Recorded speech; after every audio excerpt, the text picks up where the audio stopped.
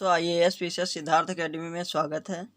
आज एक नया चैप्टर लेके आए हैं करंट अफेयर का, जो परीक्षा की दृष्टि से काफ़ी महत्वपूर्ण प्रश्न है और इससे हमेशा आएंगे। तो ये करंट अफेयर हाल ही के एग्ज़ाम जैसे कि RO PCS प्री और IAS प्री, इन तीनों एग्ज़ामों जो 2020 में होना है उनके लिहाज से बनाया जा रहा वीडियो। तो परीक्षा की दृष्टि से काफ़ी महत्वपूर्ण प्रश्न है। तो आइए स्टार्ट करते हैं। स्वच्छता सर्वेक्षण 2020 के विषय में बात करेंगे हम, स्वच्छता सर्वेक्षण 2020 के। तो ये है, प्रधानमंत्री नरेंद्र मोदी 20 अगस्त 2020 को वीडियो कॉन्फ्रेंसिंग के जरिए स्वच्छता सर्वेक्षण के 5वें संस्करण, कौन सा संस्करण था? 5वां संस्करण था। स्वच्छ सर्वेक्षण 2020 के परिणामों की घोषणा की। लगातार चौथी बार इंदौर को देश का सबसे साफ शहर का खिताब मिला है। किसको मिला है? इंदौर को। लगातार 4 बार मिला, चौथी बार तक मिला है, 4 बार मिल चुका। किसे मिल चुका? ये मध्य प्रदेश का जिला है, इंदौर जिला। ठीक, यही है। तो ये काफ़ी MP PCS हो, चाहे उत्तर प्रदेश PCS हो, चाहे झारखंड, चाहे देश का कोई भी कोने का एग्ज़ाम हो, इसमें बहुत ज़्यादा इम्पोर्टेंट क्वेश्चन है, तो बेहतर है। इस दौरान साफ सफाई को लेकर बेहतर प्रदर्शन करने वाले शहरों को पुरस्कृत भी किया गया है। ठीक है, आगे देखते हैं। स्वच्छता सर्वेक्षण, ये वाली लाइन देखते हैं। स्वच्छता सर्वेक्षण में प्रयागराज 20वें स्थान पर रहा।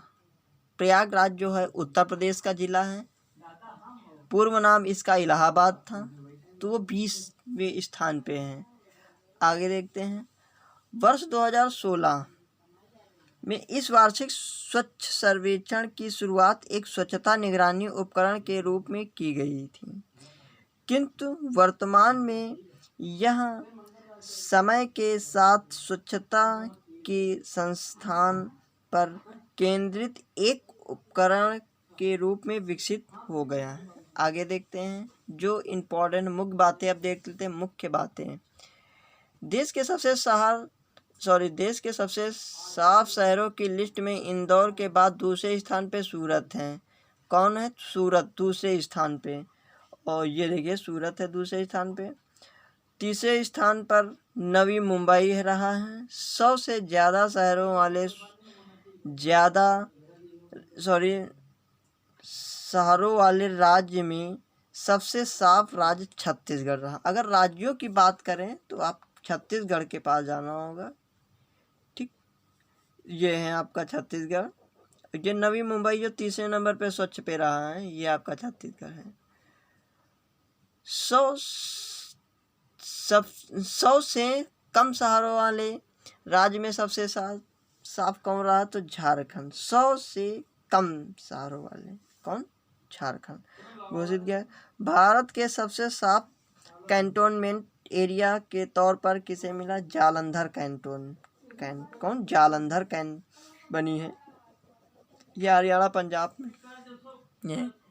तो ये काफ़ी महत्वपूर्ण है। कैंट की बात करेंगे तो जालंधर कैंट है सबसे स्वच्छ भारत की पूरे। आगे देखते हैं। गंगा नदी के तट पर बसे शहरों में वाराणसी को सबसे स्वच्छ शहर का पुरस्कार मिला। किसे मिला? वाराणसी।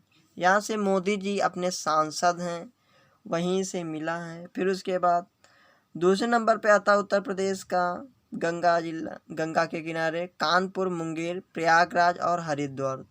तो पहले आएगा वाराणसी, आप लगाएंगे, फिर कानपुर, मुंगेर, प्रयागराज और हरिद्वार। इसी टाइप से सीक्वेंस वाले क्वेश्चन ज़्यादा आने हैं, एक एक नहीं आने हैं। आएंगे तो लाइन से ही दिए रहेंगे, उसमें आपको सेटिंग करना होगा। ठीक है, आगे आते हैं। 100 से कम शहरी स्थानीय निकायों वाले राज्यों की श्रेणी में झारखंड को देश के सबसे स्वच्छ राज्य का दर्जा प्रदान किया गया है। शहरी निकायों वाले अगर स्थान की बात करेंगे तो झारखंड होगा आपका, कौन सा, झारखंड स्वच्छ। फिर उसके बाद शहरी निकाय की बात दूसरे नंबर पे झारखंड के, तो हरियाणा, फिर उत्तराखंड, सिक्किम, असम और हिमाचल प्रदेश रहा। आगे देखते हैं, नई दिल्ली को देश की सबसे स्वच्छ राजधानी की श्रेणी में स्थान प्राप्त हुआ। किसे मिला है? राजधानी अपनी नई दिल्ली है, पूरे देश की, उसे प्राप्त हुआ। आगे आते हैं, लगातार 3 साल पहले स्थान पर रहा इंदौर। कौन रहा? इंदौर। तो कौन कौन से सन में इंदौर था 3 साल पहले? 2017 में, 18 में, 2019 से। और ये देखिए आप, हमने लिख दिया 2020, ये भी हो गया। अब 4 बार लगातार कौन? इंदौर स्वच्छ स्थान पे। अब देखते हैं सीक्वेंस, देख लीजिए। सबसे पहले इंदौर सबसे स्वच्छ, फिर सूरत आएगा, तीसरे नंबर पे नवी मुंबई, ये महाराष्ट्र में है, और चौथे नंबर पे विजयवाड़ा, पांचवें नंबर पे आप गुजरात जाना होगा, अहमदाबाद। तो इंदौर, सूरत, नवी मुंबई, विजयवाड़ा और अहमदाबाद। 10वें नंबर पे आपको वडोदरा होगा, 10 नंबर पे वडोदरा होगा, ये गुजरात का जिला है वडोदरा, 10 नंबर पे है। 5 नंबर पे अहमदाबाद, ये भी गुजरात, और 10 नंबर पे वडोदरा। आगे देखते हैं, 1 से 10 लाख आबादी वाले शहरों की अगर बात करें तो कौन होगा? अंबिकापुर, फिर मैसूर, फिर नई दिल्ली। अंबिकापुर, मैसूर, नई दिल्ली और चंद्रपुर, ये 1 से 10 लाख आबादी वाले शहरों में के हिसाब से बात की जाएगी। तो आपका आएगा अंबिकापुर, मैसूर, नई दिल्ली, चंद्रपुर। आगे आते हैं, उत्तर प्रदेश के हिसाब से अगर बात करें तो अपने उत्तर प्रदेश देख लेते हैं। 20 अगस्त 2020 को जारी स्वच्छता सर्वेक्षण 2020 में उत्तर प्रदेश ने 19 पुरस्कार जीत लिया। जीत का नया रिकॉर्ड बनाया है, मतलब कि कितने पुरस्कार जीते हैं? 19 पुरस्कार जीते हैं 2020 में। इसमें देश में 12 स्वच्छ शहरों को पुरस्कृत किया गया। इसमें उत्तर प्रदेश के 2 नगर निगम हैं। भैया कितने नगर निगम हैं? 2। कितने? 2 नगर निगम, वाराणसी और शाहजहांपुर शामिल हैं। भाई ये क्वेश्चन बहुत ज़्यादा इम्पोर्टेंट है कि जो स्वच्छ सर्वेक्षण 2020 में हुआ है, उत्तर प्रदेश के कौन ऐसे 2 जिले हैं जो स्वच्छ नगर निगम हुए हैं? तो नगर निगम के हिसाब से बात करेंगे तो वाराणसी और शाहजहांपुर, ये ज़्यादा इम्पोर्टेंट है क्वेश्चन। सब कुछ छोड़ के बस नगर निगम ही पूछ देगा, ख़त्म हो जाएगा खेल।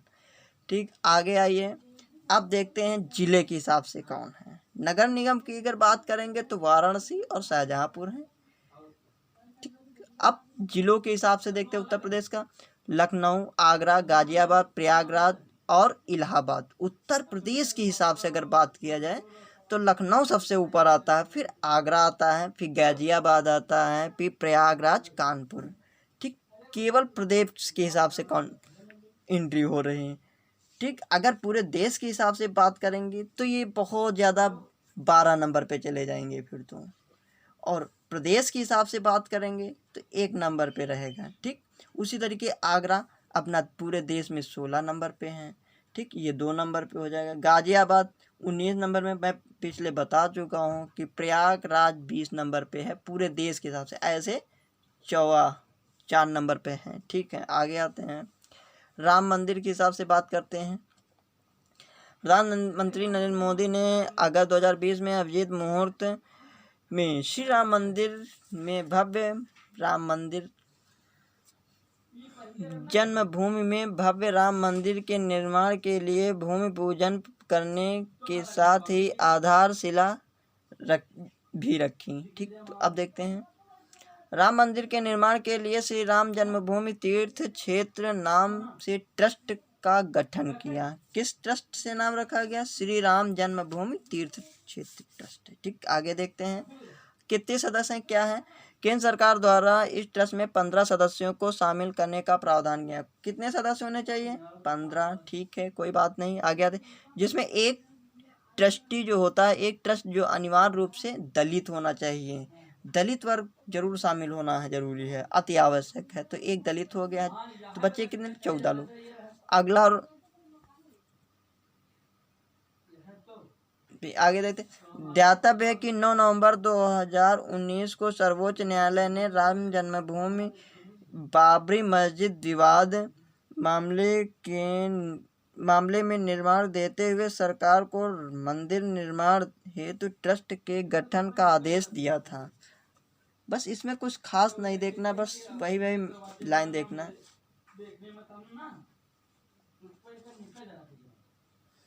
अब आते हैं आधिकारिक सूचना के अनुसार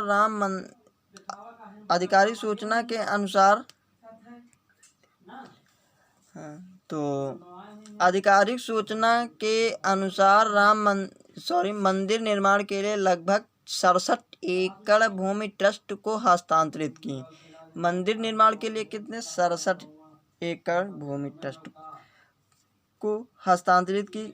साथ ही अयोध्या मामले में उच्चतम न्यायालय के निर्देश के अनुसार उत्तर प्रदेश सरकार द्वारा सुन्नी वक्फ बोर्ड को 5 एकड़ भूमि दी जाएगी। सुन्नी वक्फ बोर्ड को कितनी दी जाएगी? 5 एकड़। अब देखते हैं, बहुत इंपॉर्टेंट, केंद्र सरकार ने मंदिर निर्माण के लिए ट्रस्ट को 1 रुपये का सांकेतिक अनुदान दिया है। कितने रुपए का? 1 रुपया, बस ज़्यादा नहीं देखना है। आइए आगे देखते हैं। सर्वोच्च न्यायालय ने 9 नवंबर 2019 को राम जन्मभूमि बाबरी मस्जिद विवाद मामले में केंद्र सरकार को अयोध्या अधिनियम 1993 के अंतर्गत कुछ क्षेत्रों के अधिग्रहण के तहत मंदिर के निर्माण के अधिकार के साथ ट्रस्टियों के साथ साथ ट्रस्ट या किसी अन्य उपयुक्त निकाय की स्थापना के लिए निर्देशित किया गया था। ठीक, आगे देखते हैं। ये बहुत ज़्यादा इम्पोर्टेंट है क्वेश्चन, ये लाइन। सर्वोच्च न्यायालय ने संविधान के अनुच्छेद 142 में निहित शक्तियों के आधार पर ट्रस्ट में निर्मोही आंकड़ा के एक सदस्य की अनिवार्यता को निर्धारित किया गया है। कितनी? एक सदस्य। किस आर्टिकल के तहत है या अनुच्छेद के तहत? 142 में निहित शक्तियों के आधार पर ट्रस्ट में निर्मोही आंकड़ा के एक सदस्य की अनिवार्यता को निर्धारित किया गया। ये बहुत ज़्यादा इंपॉर्टेंट। अगला देखते हैं, सीमा समायोजन कर। 20 जून 2020 में नीति आयोग, फुल फॉर्म क्या है? The national institution for transforming India. क्या नाम है? The international institution for transforming India. ठीक, के एक सदस्य द्वारा घरेलू उद्योगों को संरक्षण एक समान स्तर प्रदान करने के लिए आयात पर सीमा समायोजन कर यानी बॉर्डर एडजस्टमेंट टैक्स लगाने का समर्थन किया है। अब देखते हैं क्या है। सीमा समायोजन कर एक ऐसा कर है, ये लाइन, जो बाहर से आयातित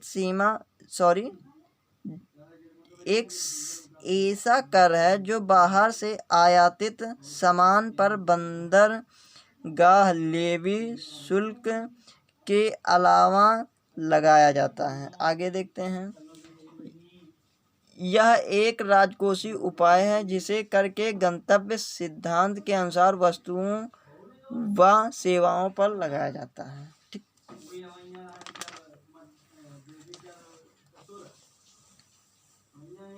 अब देखते हैं, बहुत दिलचस्पी बात है।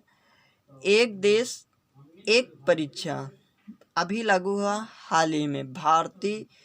राष्ट्रीय भर्ती एजेंसी जिसे कहते हैं, क्या करते हैं? राष्ट्रीय भर्ती एजेंसी से क्वेश्चन आते हैं।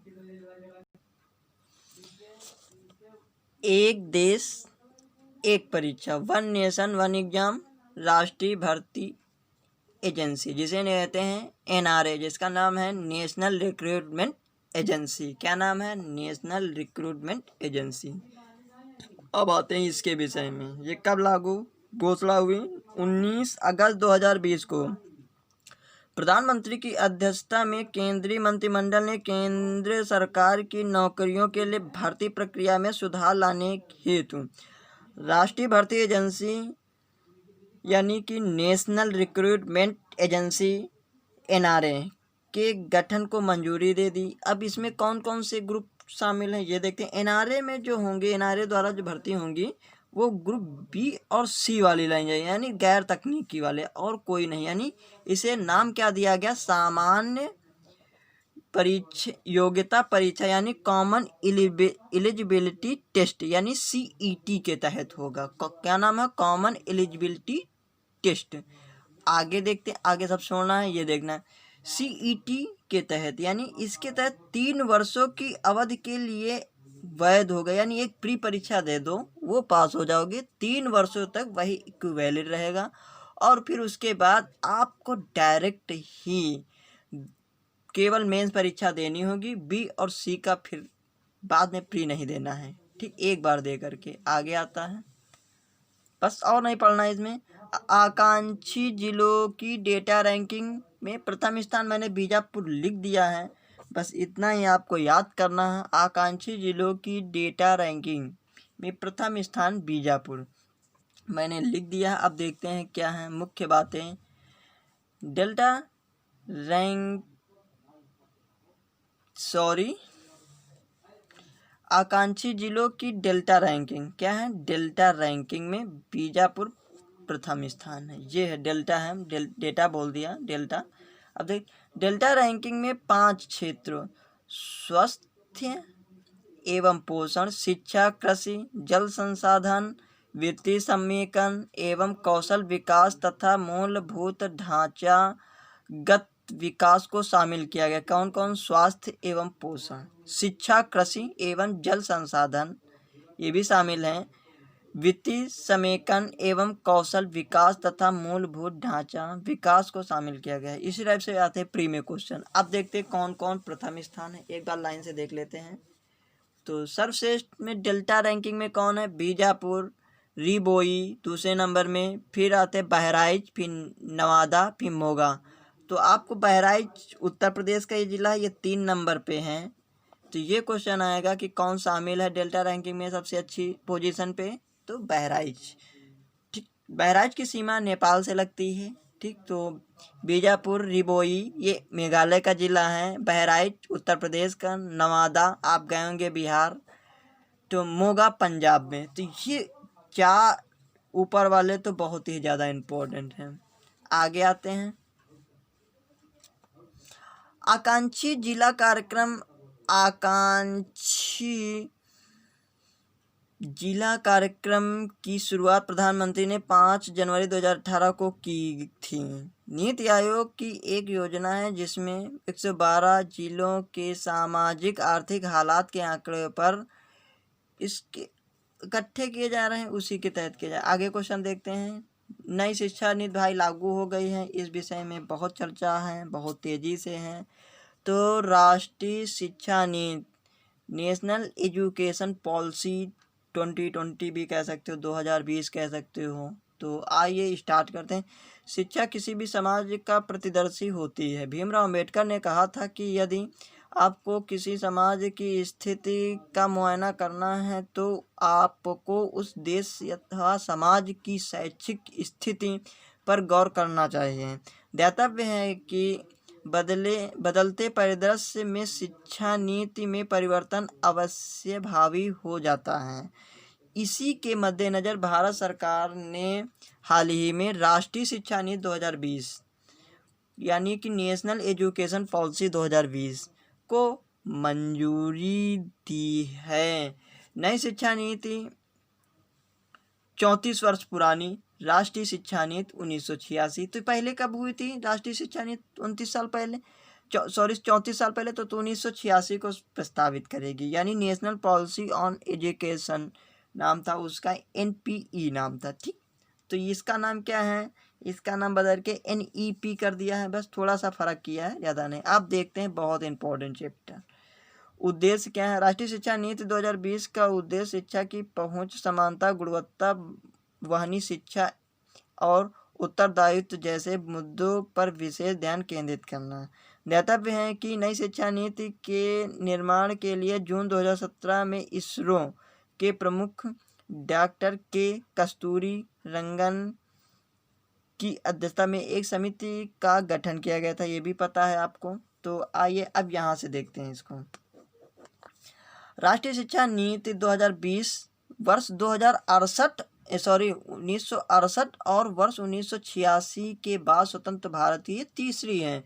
ये कौन से नंबर की स्वतंत्र भारत की तीसरी? इससे पहले सबसे पहले कब 1968 में हुई थी, उसके बाद 86 में, अब तीसरी हो रही है 2020 में। ठीक, अब आते हैं।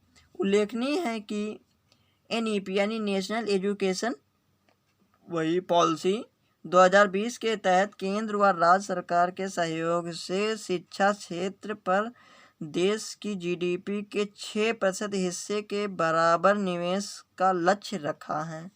ठीक, आगे देखते हैं। बहुत अच्छा है, यही आएगा शिक्षा नीति पे, बस और कुछ नहीं। आपको ये फार्मूला याद करना है। 10+2 यानी पहले कक्षा 12, यानी 10+2 का मतलब कक्षा 12 की स्थान पे क्या रखा है? 5 + 3 + 3 + 4 क्या है? 5 + 3 + 3 + 4 का मोड। ठीक, तो ये इंपॉर्टेंट है। 10+2 का स्थान ले लिया है, क्या लिया है? 5 + 3 + 3 + 4। नई शिक्षा नीति में वर्तमान में सक्रिय 10+2 के शैक्षिक मॉडल के स्थान पर शैक्षिक पाठ्यक्रम को 5 + 3 + 3 + 4 प्रणाली के आधार पर विभाजित करने की बात कही गई है। आगे आते हैं फिर इसमें। अब मानव संसाधन के बाद चलेंगे।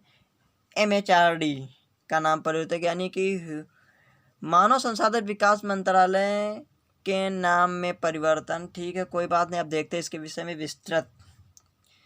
कैबिनेट द्वारा मानव संसाधन विकास मंत्रालय, ministry of human resource development नाम होता है इसका, का नाम बदल के क्या रख दिया? शिक्षा मंत्रालय, यानी कि एजुकेशन मिनिस्ट्री रखा। क्या? एजुकेशन, इंग्लिश में आएगा एजुकेशन मिनिस्ट्री, और ऐसे नाम होगा शिक्षा मंत्रालय, करने को भी मंजूरी दी है। NEP यानी नेशनल एजुकेशन पॉलिसी 2020 के तहत MHRD का नाम बदल दिया गया है। ठीक, बदलने दीजिए। किसके तहत बदल दिया गया? जो नई शिक्षा नीति थी उसी के हिसाब से बदला गया है MHRD का नाम। यानी क्या नाम है इसका? पूरा नाम है ministry of human resource development, MHRD का नाम है पूरा।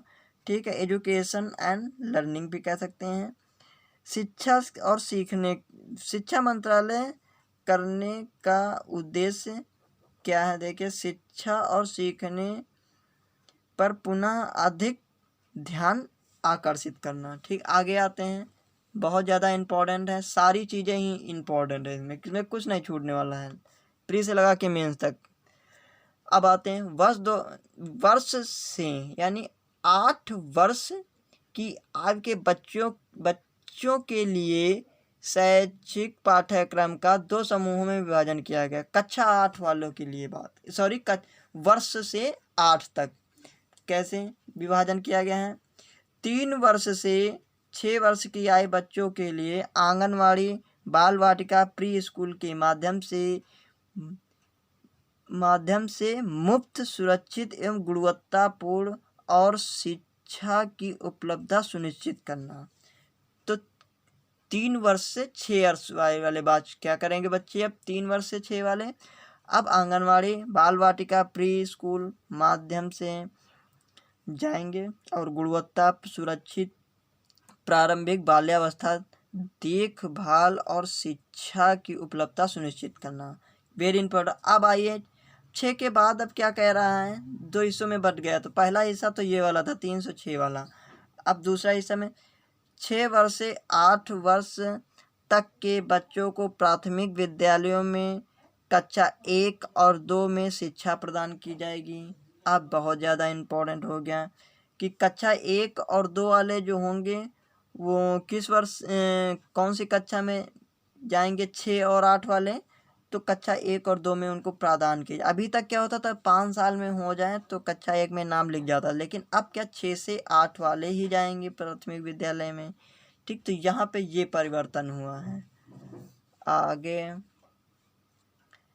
ECE से जुड़ी योजनाओं का निर्माण और क्रियान्वयन केंद्रीय मानव संसाधन विकास मंत्रालय, महिला एवं बाल विकास मंत्रालय, स्वास्थ्य एवं परिवार कल्याण मंत्रालय व जनजाति कार्य मंत्रालय की साझा सहयोग से किया जाएगा। अब यहाँ पे एक बहुत अच्छी बात आ गई है।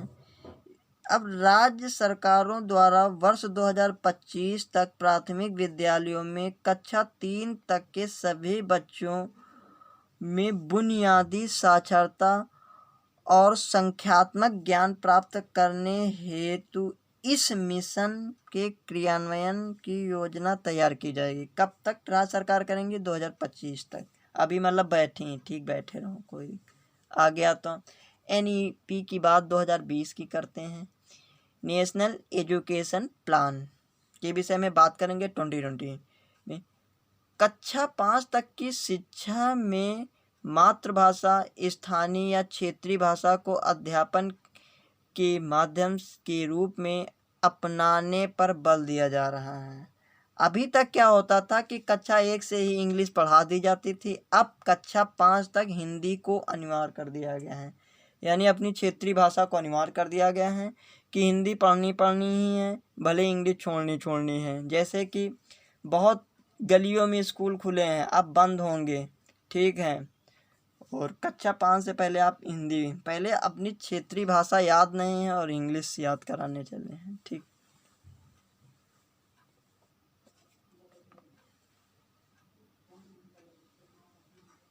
आगे आते हैं, ये देखते हैं पॉइंट। कक्षा 6 से ही शैक्षिक पाठ्यक्रम में व्यावसायिक शिक्षा को शामिल कर दिया जाएगा और इसमें इंटर्नशिप की व्यवस्था दी जाएगी। किसमें? कक्षा 6 में। आगे आते हैं,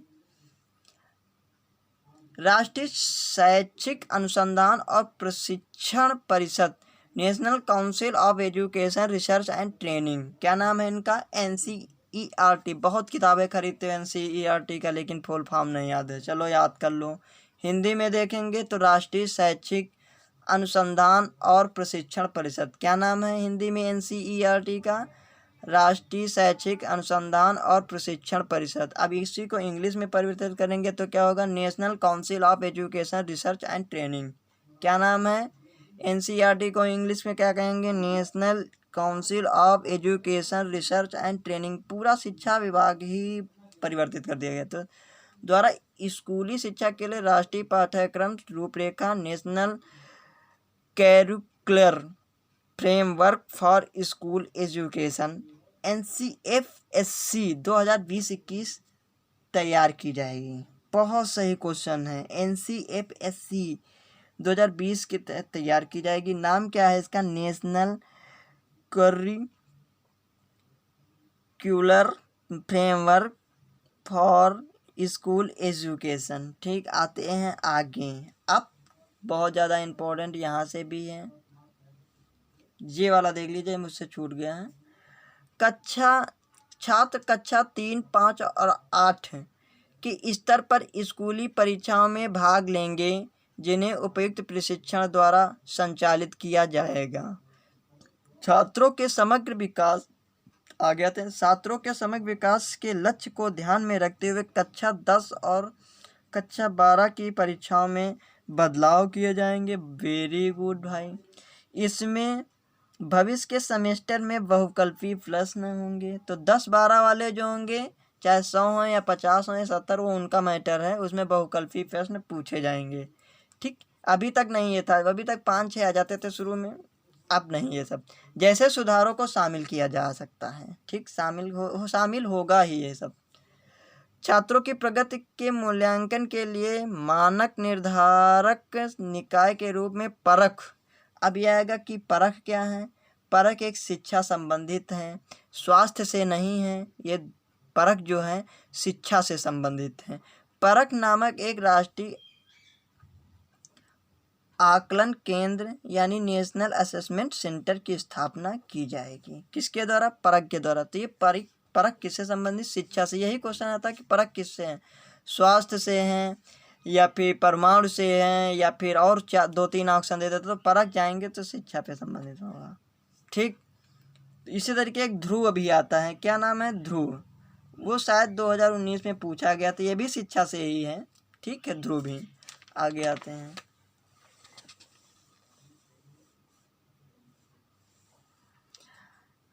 राष्ट्रीय अध्यापक शिक्षा परिषद वर्ष 2022 तक शिक्षकों के लिए राष्ट्रीय व्यावसायिक मानक यानी national professional standards for teachers, ये नाम है इनका, विकास किया जाएगा भाई। अच्छी बात है, जब कुछ शिक्षा में चल रहा तो सब कुछ विकास होना जरूरी है भाई, ठीक। अब national calibration framework for teacher education, ये इनका पूरा नाम है, इन्हीं के तहत 2020 की शिक्षा नीति थोड़ी अच्छी की जाएगी। अगला, वर्ष 2030 तक अध्यापन के लिए न्यूनतम डिग्री योग्यता 4 वर्षीय एकीकृत बीएड डिग्री का होना अनिवार्य है। लो, अब 4 वर्षीय बीएड डिग्री हो जाएगा, तो यानी इंटर से ही सही रहेगा, ठीक। तो 2030 तक अध्यापन के लिए न्यूनतम डिग्री योग्यता 4 वर्षीय एकीकृत बीएड डिग्री का होना अनिवार्य किया जाएगा, ठीक। कोई बात नहीं, सब होता रहेगा। आगे आते हैं, नई शिक्षा नीति के तहत एमफिल कार्यक्रम को समाप्त कर दिया गया है। चलो भाई, कौन सा कार्यक्रम समाप्त किया गया, एमफिल कार्यक्रम समाप्त किया गया है, ठीक। आगे आते हैं, देख लेते हैं, HECI, क्या नाम है, HECI,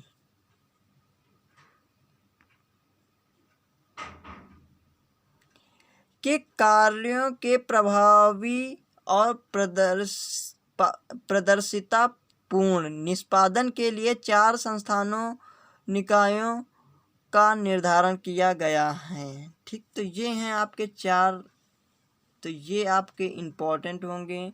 क्या नाम है, नियमित हेतु राष्ट्रीय उच्चतर शिक्षा नियामकी परिषद, जिसे कहते हैं NHERC।